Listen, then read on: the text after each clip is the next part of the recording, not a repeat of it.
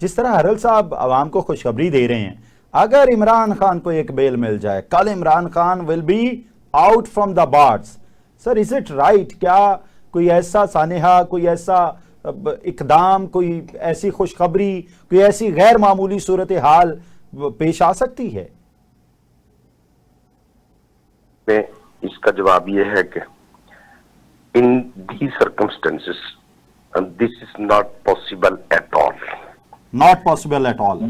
Not possible at all. मेरे दोस्त फरमा रहे थे कि अदालतें अगर इंसाफ कर दें, अगर उसका ये हो जाए वो हो जाए। हमारा मुल्क अदालतों में चल रहा है, खास तौर पर आला अदालतें ऐसे मसाइल पर इंडिपेंडेंट है। अदालतों का तो मसला ही नहीं है, ना उनका ताल्लुक है। और ये जो वजीर आला की बात आप कर रहे हैं, 2-3 दफा हुई है, ये वजीर आला बेचारे, इनकी क्या हैसियत है? ये तो इमैच्योर आदमी है। अच्छा, हमारी जो सर इमैच्योर आदमी ये कह रहा है सुहेल अफरीदी इतना सख्त गिर आदमी है, ना वो झुका है, ना बिका है, ना उसकी कोई कीमत लगा सकता है।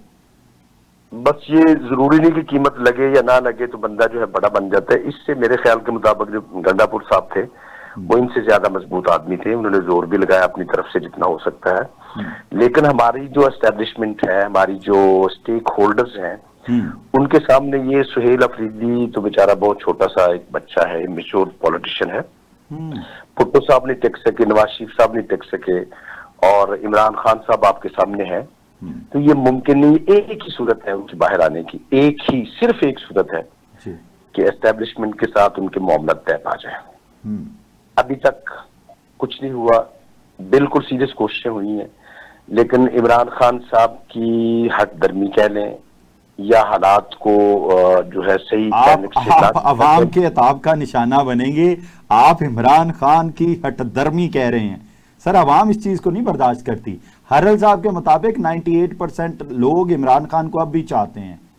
बिल्कुल चाहते हैं, मोर देन, मैं उतना तो फिगर्स नहीं, लेकिन मोर देन 50% लोग उनके साथ हैं। बड़ा पॉलिटिशियन है, बड़ी पार्टी है, लोग उनके साथ है, नौजवान तबका उनके साथ है। लेकिन ये आज नहीं, 3 साल से, 3.5 साल से उनके साथ है। लेकिन क्या किया उन्होंने? आप तो बिल्कुल आप बहुत झांझीदा आदमी है। पंजाब में आज भी 10,000 का मजमा इकट्ठा नहीं कर सकते।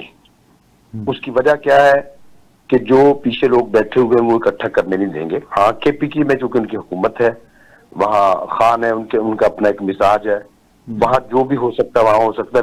लेकिन बाकी किसी भी सूबे में, इंक्लूडिंग सिंध, वो 10,000 लोगों को भी इस वक्त इकट्ठा करने की पोजीशन। ठीक है, हरल साहब से जवाब ले लेते हैं। हरल साहब, सुहेल अफरीदी एक बच्चा है, आपकी पार्टी का नया वजीर आला जिस पर आप एतमाद कर बैठे हैं, आपने उम्मीदें वाबस्ता कर ली हैं। डॉक्टर साहब कह रहे हैं वो एक बच्चा है, कम फहम है, नाबलद है, अभी कम मायग है। तिफले मकतब हो, खो बैठोगे दिल ये मेरा, तुम्हारे लिए ही रखा है, ले लेना जवां होकर।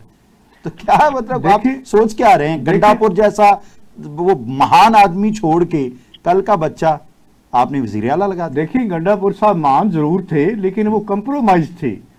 इमरान खान साहब को इस वक्त कंप्रोमाइज आदमी की जरूरत नहीं थी, क्योंकि अगर उन्होंने तहरीक चलानी है, उनकी राय होनी है, तो उसके लिए जो है कंप्रोमाइज आदमी जो है उनको नहीं चाहिए था, इसलिए उन्होंने उनको साइड पे किया। और जो अफरीदी साहब हैं वो कंप्रोमाइज नहीं है, वो जज्बाती हैं, एक पॉलिटिकल वर्कर हैं, नीचे से ऊपर आए हैं। वो कोई पैराशूट के जरिए नहीं आए सियासत में, ना इक्तदार में।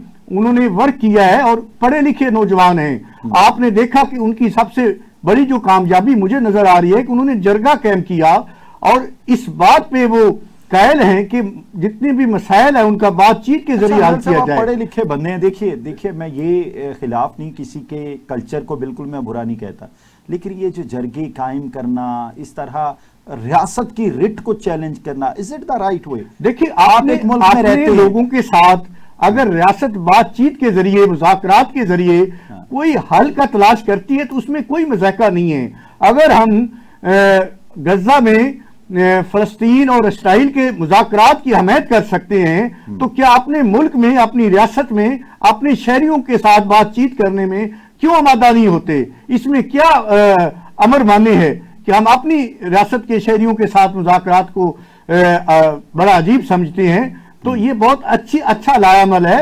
जितने भी मसाइल होते हैं वो मुज़ाकरात के जरिए ही हल होते हैं।